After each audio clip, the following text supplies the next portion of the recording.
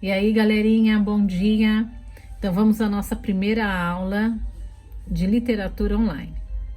O assunto continua sendo o mesmo, trovadorismo, certo? Porém, o assunto específico dentro do trovadorismo hoje serão as cantigas trovadorescas.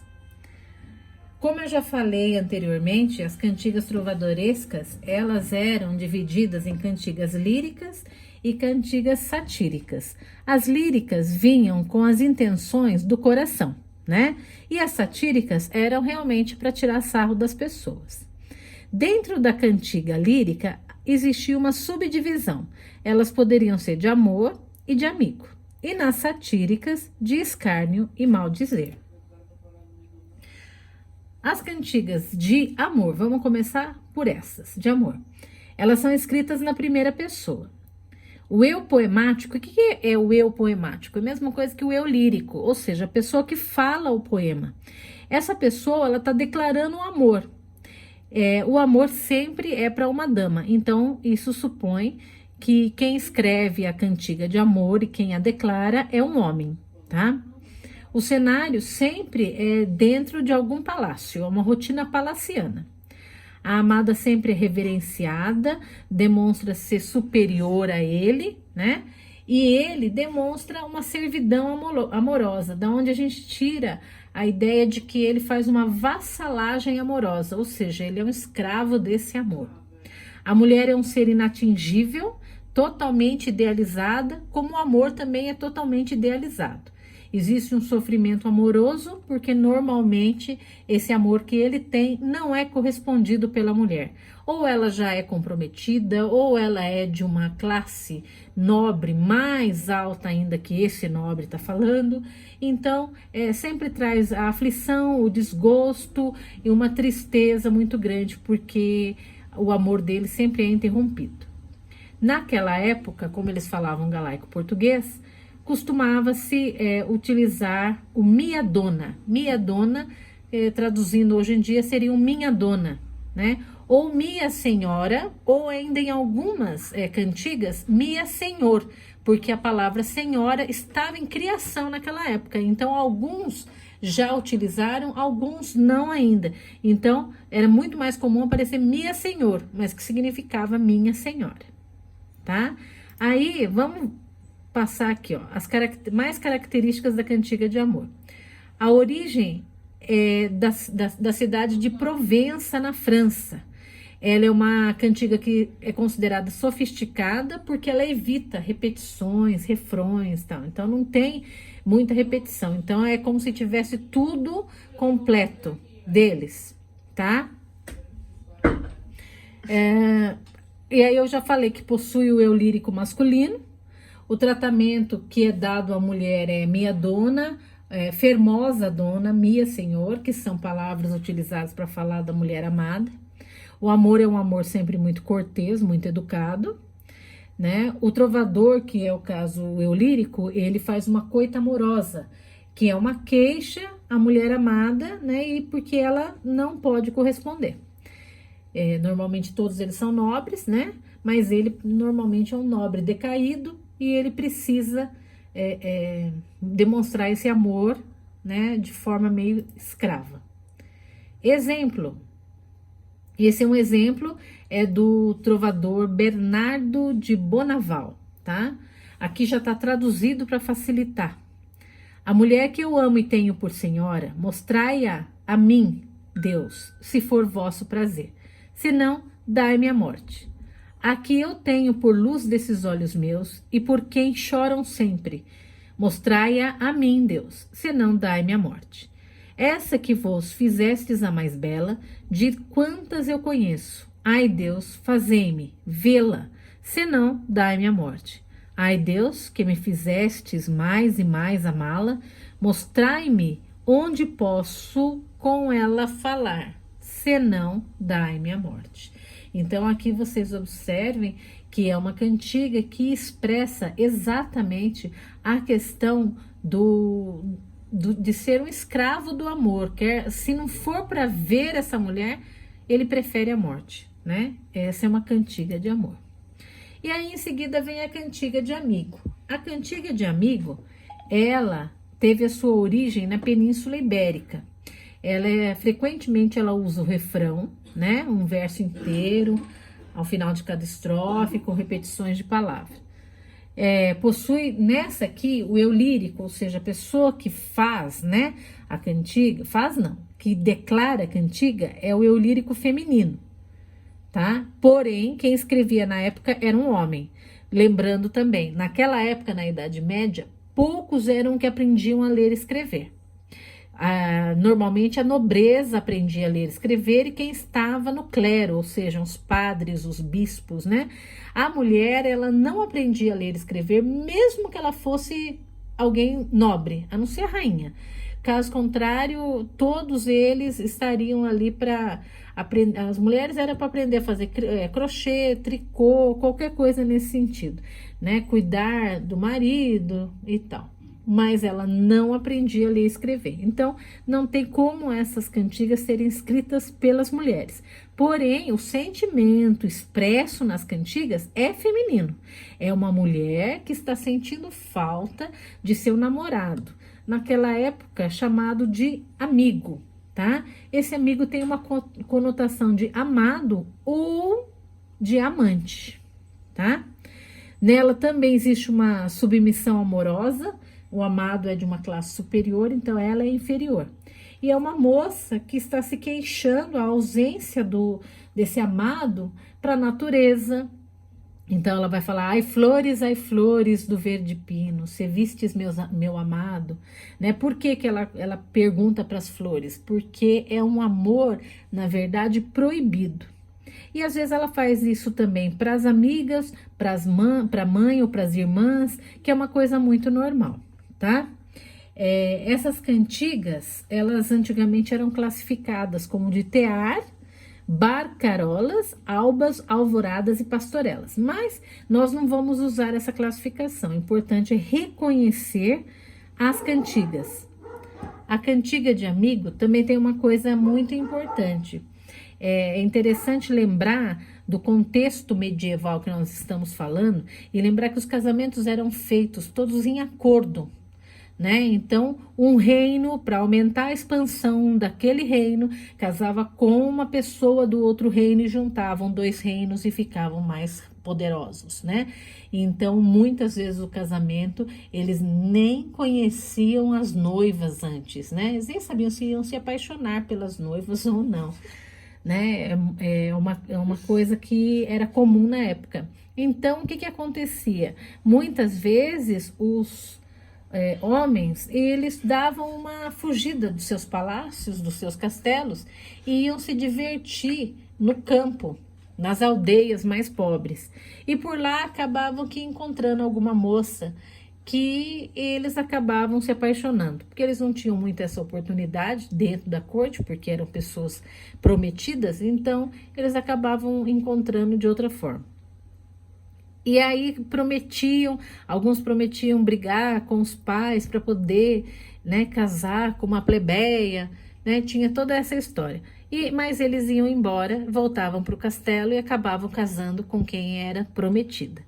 Nessa história toda, surgiu então a cantiga de amigo, que é essa cantiga em que a moça plebeia sente falta de seu amado, um nobre que muitas vezes a iludiu. Tá? Essa é mais ou menos a ideia.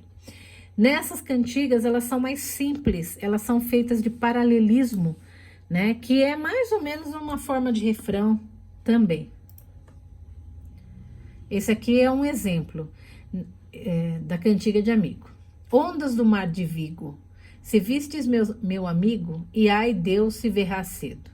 Ondas do mar levado, se vistes meu amado, e ai Deus se verrá cedo.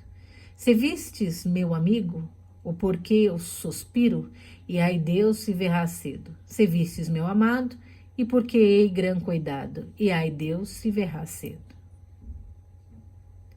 Aí eu falei do paralelismo, né? Então, no paralelismo, o que vai acontecer? É uma repetição quase total do verso. Só ocorre a alteração no final do verso repetido, mas mantém o mesmo ritmo, né? E utilizam-se sinônimos nessa alteração. Então, veja aqui, olha, essa é um outro exemplo de cantiga de amigo. Ai flores do verde pinho. Se sabedes novas do meu amigo, ai Deus eu é. Então, aqui eu tenho ai flores do verde pinho, que aqui embaixo virou ai flores do verde ramo, tá? Isso é um paralelismo. Se sabedes novas do meu amigo, aqui embaixo ficou se sabedes novas do meu amado, tá? Isso aqui é um paralelismo. Eu copio praticamente a frase toda e só substituo a última palavra colocando uma palavra sinônima, né? Amigo, amado, pinho, ramo, certo? E o refrão, o que que é o refrão? O refrão é a repetição do verso no final de cada estrofe. Então, aqui eu tenho ai Deus, eu é, ok? Além do paralelismo, nós temos também o lei-chaprém. Ao pé da letra, lei-chaprém significa deixa e pega de volta. Na poesia medieval, é uma estratégia de pegar o segundo verso de uma estrofe e repeti-lo em outra posição. Pode ser primeiro verso daí, tá? Então, de forma intercalada. Então, na mesma cantiga, ai flores do verde pinho, se sabedes novas do meu amigo. Aí, veja que esse se saber de novas do meu amigo, repete na terceira estrofe, no primeiro verso. Aqui não, aqui você tem, se sabedes novas do meu amigo, está no segundo verso da primeira estrofe. E aqui ele vai se repetir no primeiro verso da terceira estrofe, né? Aí acontece de novo, olha, se sabedes novas do meu amado, segundo verso. Na quarta estrofe, aparece como primeiro verso da quarta estrofe. Então, houve essa intercalação. Então, é a ideia de deixa e pega de volta. Deixa aqui, pega de volta aqui, né? Essa que é a ideia. E aí, com isso, você percebe que a letra da cantiga, ela é muito simples e ela é muito pobre. É pouca coisa que, na verdade, você tem. Porque tem refrão, que repete muito. Vai ter o paralelismo, certo? O paralelismo. E depois ainda vai ter o lei-chaprém.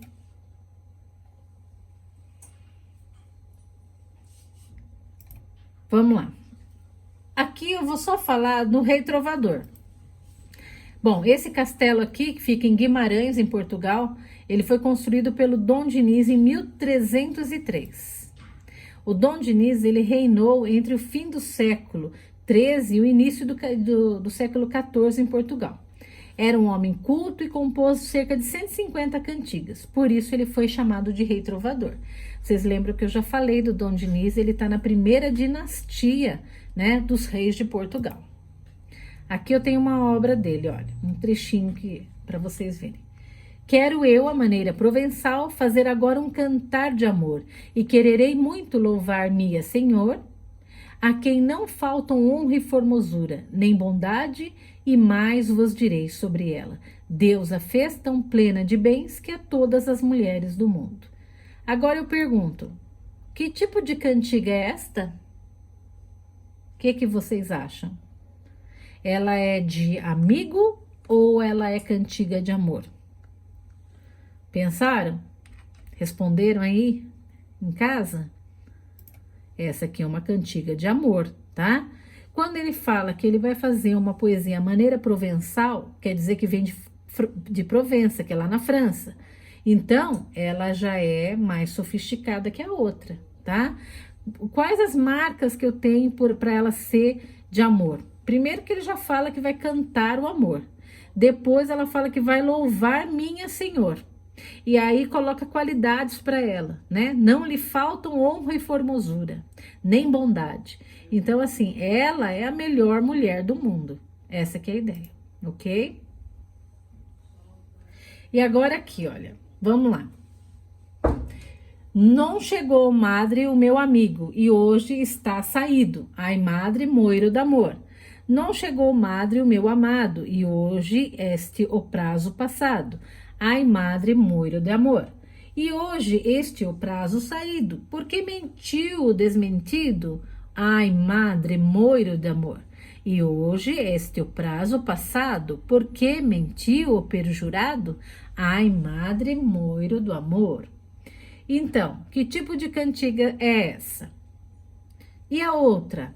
Senhora minha, desde que vos vi, lutei para ocultar esta paixão, que me tomou inteiro o coração, mas não o posso mais e decidi que saibam todos o meu grande amor.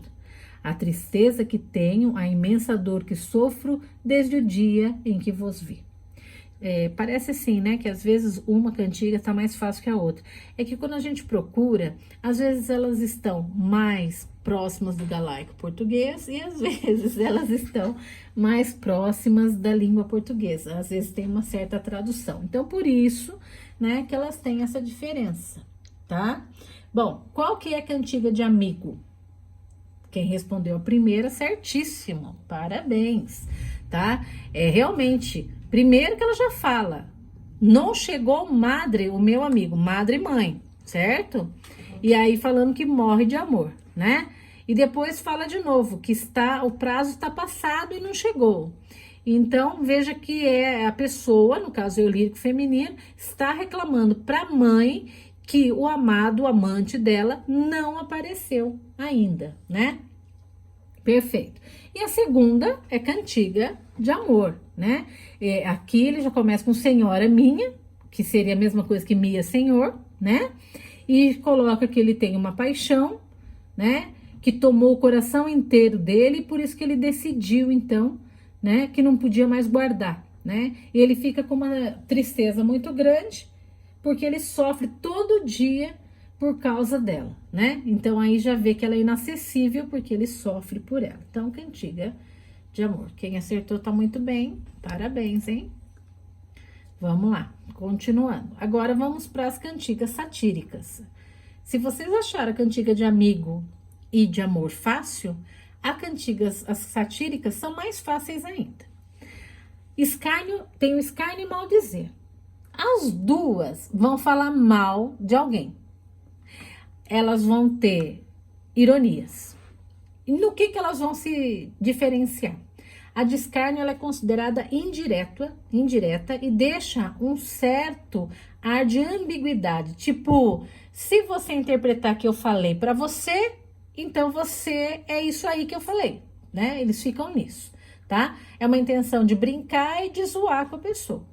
Na de maldizer, não. Ela já é direta. Ela fala até o nome da pessoa que está sendo zoada, tá? Não dá para deixar o equívoco, não dá para deixar ambiguidade para se você quiser interpretar. Não, é você, pronto. Né? Ela é mais ofensiva, por quê? Porque ela utiliza os palavrões da época e os xingamentos da época. Eu já falo da época porque às vezes tem coisa que hoje em dia a gente não usa e naquela época eles utilizavam. A intenção do maldizer é realmente difamar a pessoa. Então, pensa assim, você que não gosta de um determinado político, certo? Você pode fazer uma cantiga de maldizer se você colocar o nome desse político, fulano de tal, você isso e aquilo, né? Aí você tá colocando uma cantiga de maldizer. Agora, se você não quer se meter muito assim na política, mas quer falar mal de alguém, aí você joga as indiretas para ele se tocar, ok? Bom, daí, olha, cantiga de escárnio. Então, fazem a sátira indireta, a linguagem é coloquial, é mais simples, né?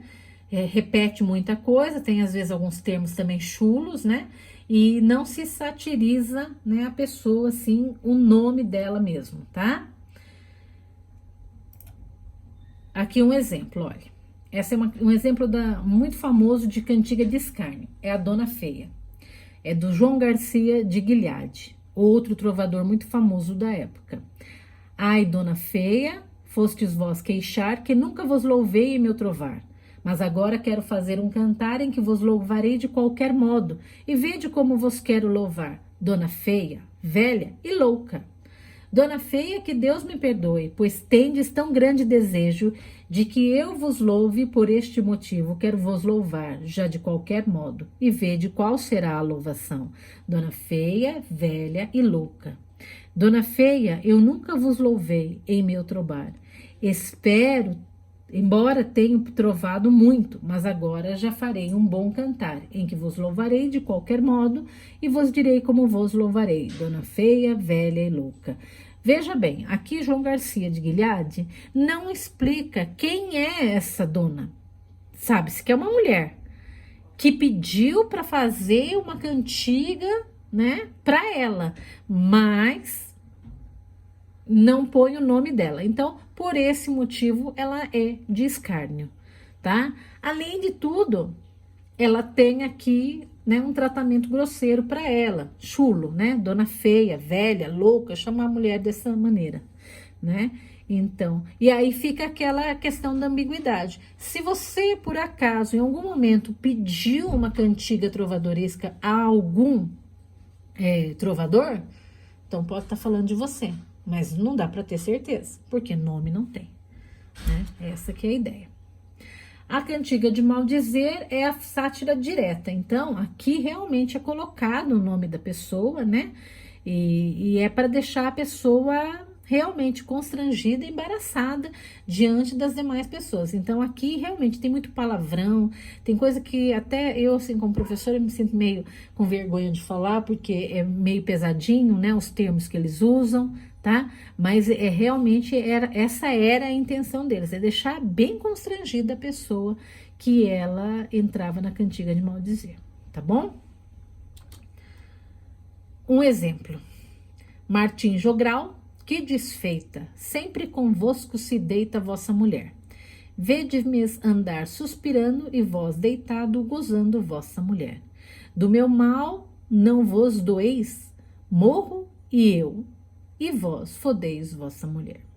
Então, assim, essa cantiga aqui de maldizer coloca o nome Martim. Na verdade, o nome dele é Martim Kodax, tá?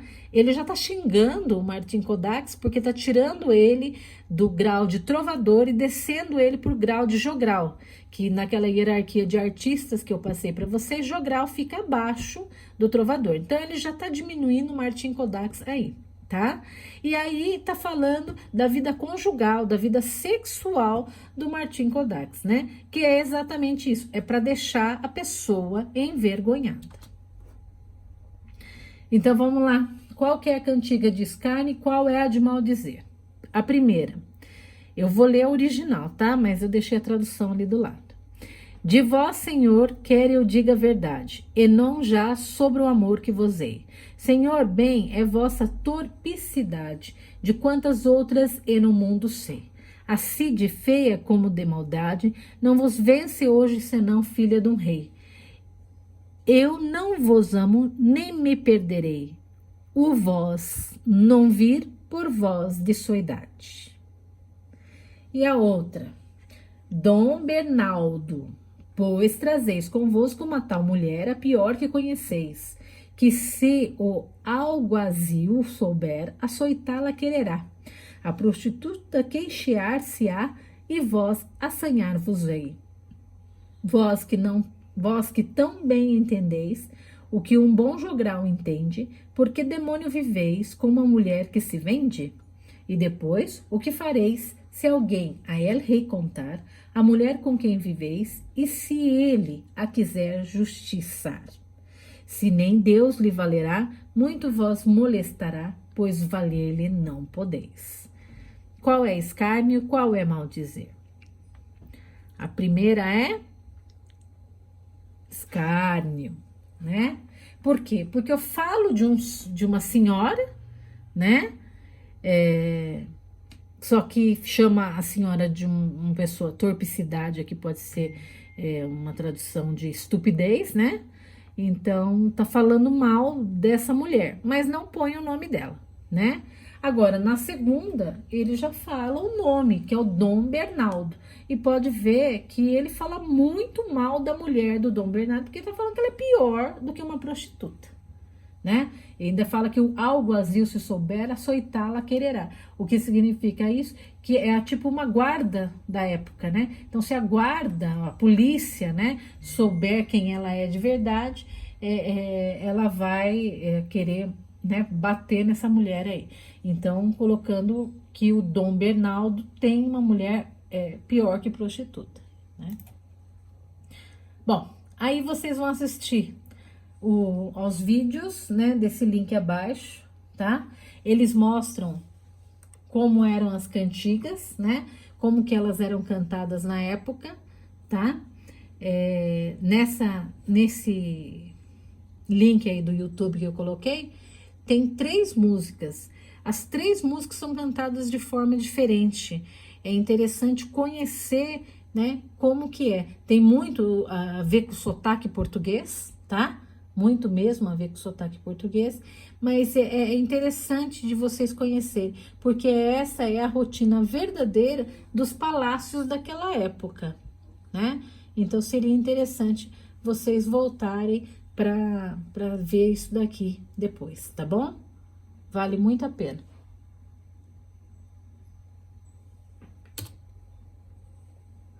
Bom, as atividades.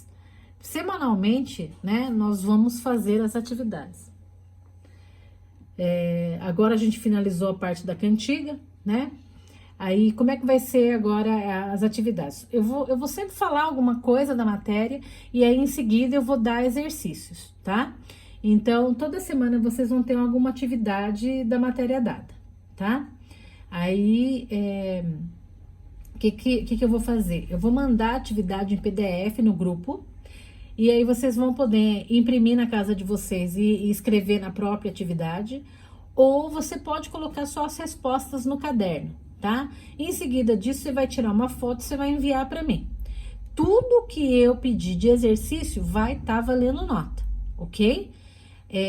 Daí eu vou fazer a videoaula para correção, então tudo que vocês forem entregar, tipo, se a minha aula vai ser sempre na terça-feira, então vocês vão ter que postar para mim no grupo ou só no meu WhatsApp mesmo, todos os exercícios até segunda-feira, tá? Porque daí na terça, no caso, eu vou fazer a correção. Essa semana, primeira coisa que eu vou fazer, eu vou mandar para vocês a prova de vocês, a fotografia da prova de vocês, tá? Vocês vão fazer a correção da prova. É a mesma coisa, eu vou mandar em PDF a prova em branco. Se você quiser imprimir e refazê-la ali, tudo bem. Se você quiser colocar só no caderno e também me mandar, não tem problema, tá? Mas a prova tem que fazer por inteiro. Ah, eu acertei metade. Não, você vai fazer tudo de novo. Não tem problema, é só para aprender e afirmar esse conhecimento, ok? E em seguida, vai ter também uma folha de exercícios que eu vou deixar no grupo, tá certo? Então, fazer essa folha de exercícios também. E terceiro, a leitura do primeiro livro, né? Ela foi solicitada para vocês e aí a gente precisa dar continuidade para isso. Então, é assim, essa leitura, ela tem que estar sendo finalizada, porque se você tivesse prova, ela seria amanhã, quarta-feira, dia 25, né? Então, na verdade, essa leitura tem que estar finalizada. Eu vou pensar durante a semana ainda como é que eu vou fazer para avaliar vocês em relação a esse livro, porque o livro é uma coisa que eu quero dar fim, né? O do primeiro bimestre, porque daí vocês já vão se ocupar da leitura do segundo bimestre, tá? Porque é assim que eu trabalho. Eu finalizo no dia seguinte você pode começar o livro do segundo bimestre. Então eu quero ver como é que eu vou fazer para avaliar, não sei o que eu vou criar, vou pesquisar aqui para ver, né? Uma forma aí da gente avaliar esse trabalho de leitura, ok?